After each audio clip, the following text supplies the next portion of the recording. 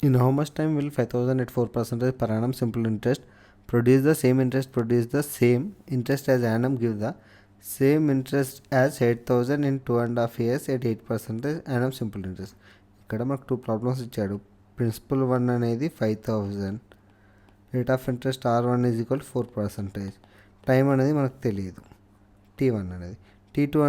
P2 principal అనేది 8000, time R2 అనేది 8%, T2 అనేది 2.5 years.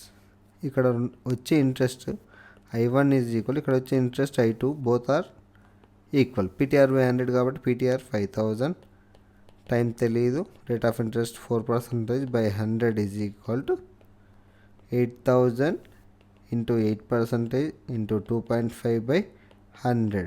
100 will be cancelled, 3 zeros will be cancelled, 4 1 ja 4 2 ja 2.5 అంటే 5 1 ja 5 1 ja.